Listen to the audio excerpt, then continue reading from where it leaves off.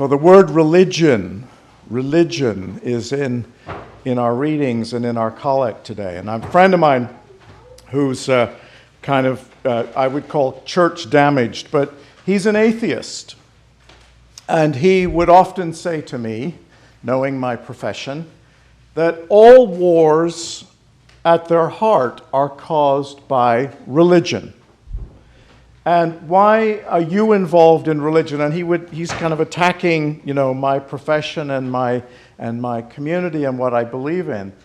And he said, why are you involved in this religion when it does so much harm in the world?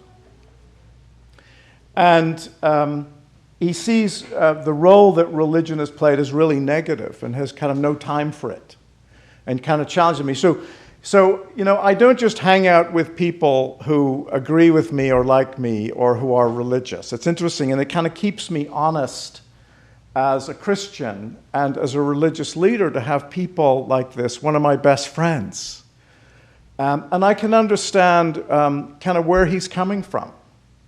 And so these conversations, help me to kind of keep in touch with, opinions and views that many people feel about religion in our day. And I was thinking as I reflecting on the readings today, and that interesting conversation in Mark's Gospel where Jesus is clearly in conflict and, translate scribes and Pharisees as clergy, change that word to clergy. This is a religious conflict that's going on. It's Jews fighting about how to behave and the accusation of being defiled. And I was thinking about reflecting over my 40-something years of ministry, different times when that one's ministry and one's kind of theology is somehow critiqued and criticized and even comes into conflict. And I was thinking over the years in my early ministry, working in Northern Ireland, it was very controversial as a Christian leader to talk about reconciliation between Protestants and Catholics, and it was not popular. It was not popular even by members of our own church.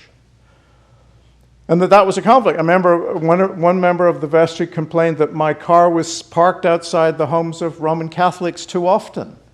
That was brought up at a vestry meeting. And then about 20 years ago, when I started working on human rights stuff, particularly in the gay and lesbian community around the world, I realized that wearing a collar at these meetings, that there were a lot of gay and lesbian people who hated the fact that I was part of an institution that oppressed them. And that was very difficult. It was very difficult because I'm gay too. We're all in this together. But no, I represented something that they despised, that was a problem. And so it was a kind of conflict. That how do you kind of stand your ground and live out what you believe? And the third, more difficult phase to talk about is the phase I'm in now in my ministry. And I find myself within a context of a community that is not particularly hostile to Christianity, but who are largely indifferent to any form of religious commitment, a kind of modern secularism that often holds the church hostage under the guise of religious or political neutrality. And the marks of this community reflect a political or cultural agenda often disguised with a religious veneer. And I remember hearing a sermon by Bishop Barbara Harris, who's our first woman bishop in the Episcopal Church. And she talked about how the gospel is held hostage by the culture. That it's difficult to let the gospel go into the hearts of the community because of all of our agendas, that we don't let that happen. And with the best intentions in the world, but you don't want to frighten the horses, you don't want to be unpatriotic, you don't want to talk about politics, and so on and so on. And even in the church, economic and class forces shape who we are, who we consider is welcome and in the community or not. And I've seen this cultural and religious mask not only in conservative evangelical communities like Rick Warren's church when I worked in California, as well as here in the Diocese of New York and even at St. Peter's. And I want to describe a moment when this hit me. And I'd been here maybe at St. Peter's a couple of months, and I'd overheard this story, it's a kind of funny story, and somebody said to another person, "Do you think he's trying to make us religious? Do you think he's trying to make us religious?" And behind that statement, there's a lot of truth-telling about this relationship between creative and caring institutions like St. Peter's, representing the institutional Church of America, and are holding at arm's length anything to do with deep commitment of the things of the Spirit. Archbishop Michael Ramsey once said that the church often gets the clergy it deserves. And that's a wonderful kind of Anglican, you can read into that whatever you want to read into that. The church gets the clergy it deserves. And you think about the process where congregations call clergy and what those congregations expect from us. You know, we're not particularly supposed to rock the boat or frighten the horses. And so never taking a stand on anything controversial is kind of part of the culture, that the conflict that I'm talking about. And it's really coming from this conversation from Mark today. I'm thinking about, what does that mean for us in the church today? What does that mean for us in our world today? And as I was reflecting on this, I thought about that very powerful letter that Martin Luther King wrote from a Birmingham jail. He wrote it in August of 1963. And I went back to that, and the context is that he is imprisoned, he is accused of marching without a permit. And the white clergy of Birmingham are basically attacking him. They're saying, "You're too extreme. You're not patient enough to wait for desegregation. We believe in your cause, but we don't like your methods." And he writes this very powerful letter in longhand without books or research. It's an extraordinary document. And I want to read a bit from it. "I must make two honest confessions to you, my Christian and Jewish brothers. First, I must confess that over the last few years, I have been gravely disappointed with the white moderate.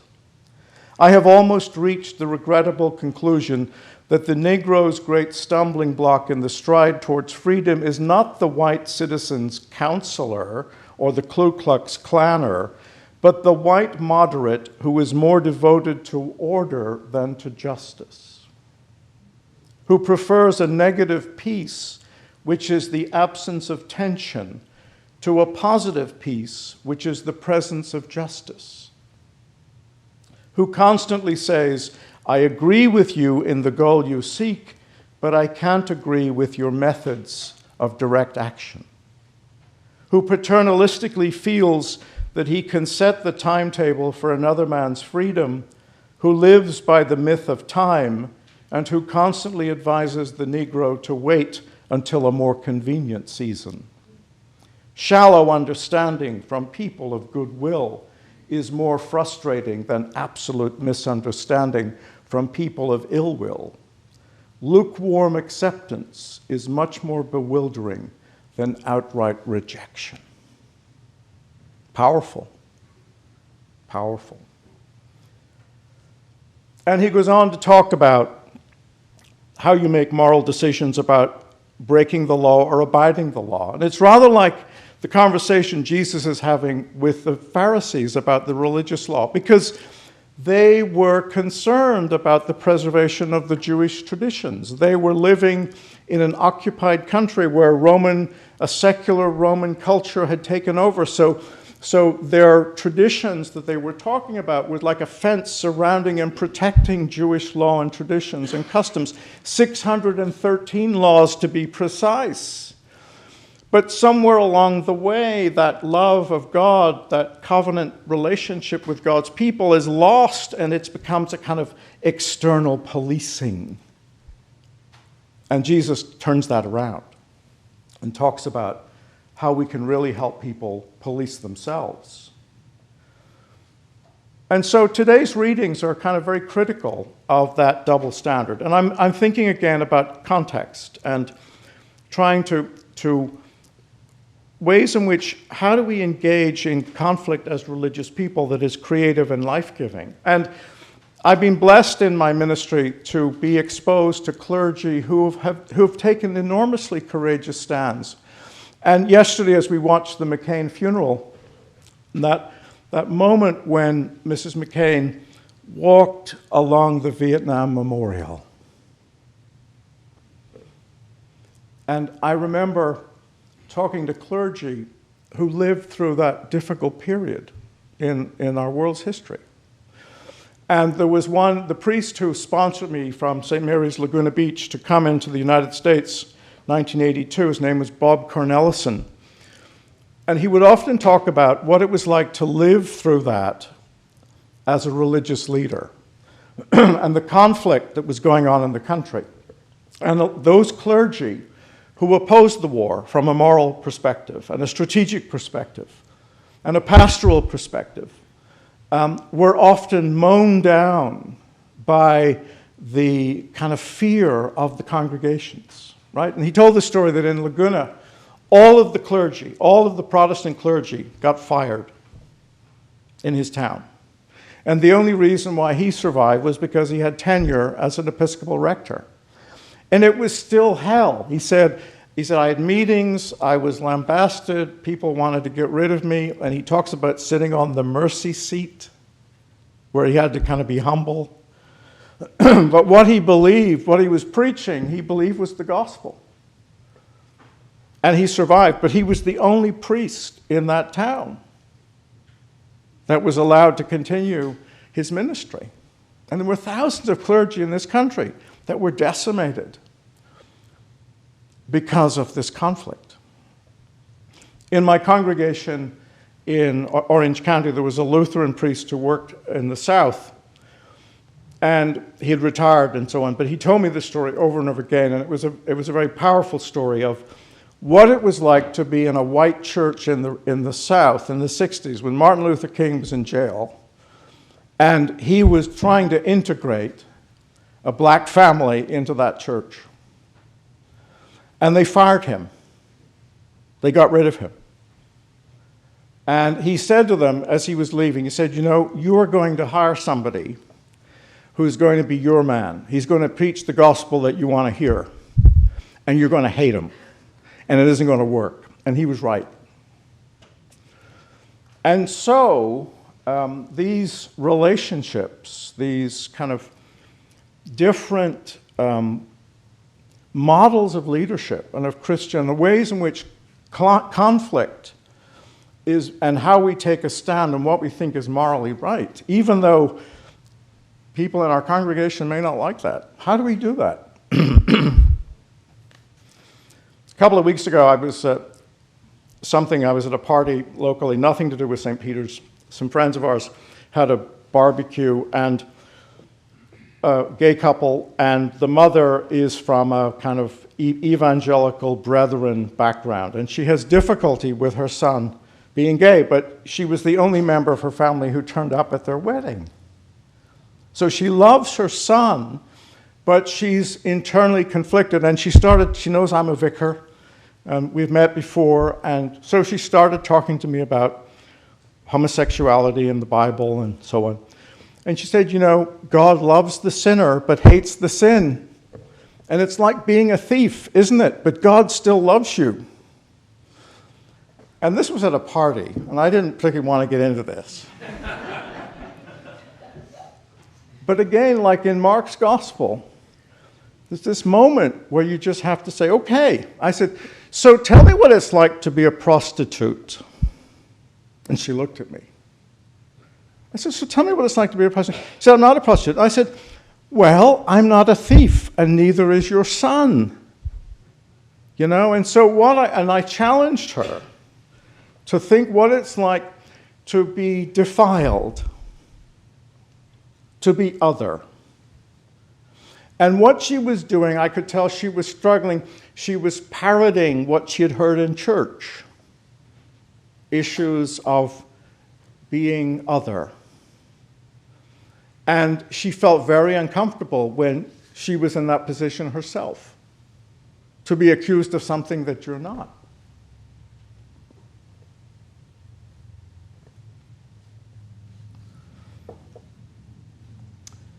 So Jesus turns that around and he talks about it's what comes out of a person that is important. It's not what goes into you. And he talks about, and it's reiterated in the Epistle of James, it's what comes out of the human heart, what the intention. And how do we manage that? How do we police that? And James talks about that if we want to talk about what's really important about religion, it's about how we bridle our tongue, how we manage the things we, put out there, and how do we take care of the marginalized. The widows and the orphans are kind of symbols of the people who are on the edges. That's pure religion by doing that. And then keeping ourselves unstained from the world. And I think about that, if we want to really focus on what our work is as a community of love and how we open and manage our hearts. And it's kind of like heart surgery. We're in the business of heart surgery, right? And how do we take care of our hearts? And how do we take care of the intention? That wonderful scene in the film Doubt, where the priest is talking about the impact of slander. He talks about someone taking a pillow up onto the top of a building and ripping it open and all the feathers go out. And gossip is like that. And how impossible it is to gather the feathers back. So we have to be careful about character assassination and gossip, right? And just blurting out like the well-intentioned mother, blurting out stuff that is harmful. And then how we take care of the widows and the orphans. And again, we're getting ready. Sarah Saint-Armand read our beautiful letter to James, and she's the co-chair of our Promises event a couple of weeks' time. And that's a wonderful way for us as a community to practice pure religion in supporting our outreach effort. Jackson Crisp just raised over $2,000. We matched it, helping Dover Food Pantry. He sold a lamb at an auction, and he wanted that money to support. So this is pure religion. This is what we are called to do as the people of God. And then how do we remain unstained from the world? And I think about what that means. And I love the world. God has created the world. And I think what it means to be unstained from the world is that the values of the community of faith are different from the corporate values of the world. And sometimes it's very difficult for us. Many of you who work in the city, you are trained to think in a kind of corporate way. It's about the bottom line. And often that spills into the church, that our values are about bodies and bucks and buildings. That clergy measure their success by church attendance and pledges and our building campaign. And the world is spilling into the values of the Christian community. And that's not our values. It's not our values. A couple of weeks ago, I talked about the image of the mustard seed growing into this tree that gives shelter to all these little birds. And a value of the church is how many little birds have sheltered in our tree this year. That's a value. And it's different from the values of the world. So how do we work that out? How do we keep ourselves unstained from the world? And I think what's exciting about where we are as a community of faith, today we have a wonderful new energy in this lovely young lady who is part of Grace Year's internship program. We have a couple of other Grace Year people. There are 5 of them living in an intentional community. And we are blessed. We are blessed to have these young people whose hearts are open to the love of God and who want to live pure religion and to help us to do that.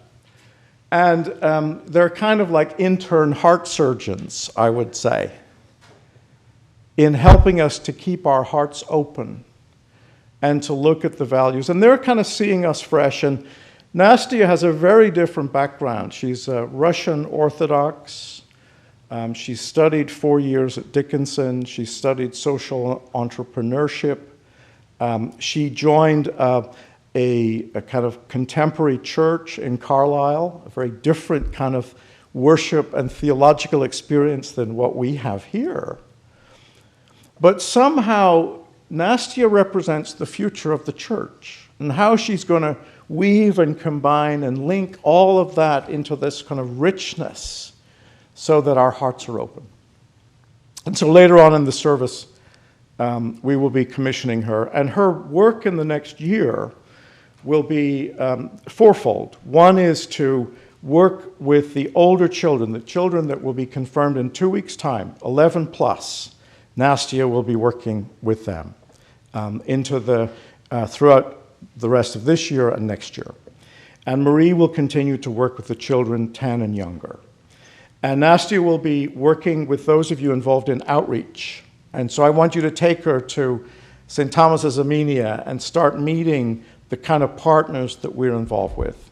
And she'll be working, helping me with worship, the worship committee, and she's also going to be helping with pastoral care and how we take care of one another in St. Peter's and in the community. So it's very exciting. So back to the invitation to pay attention to our heart.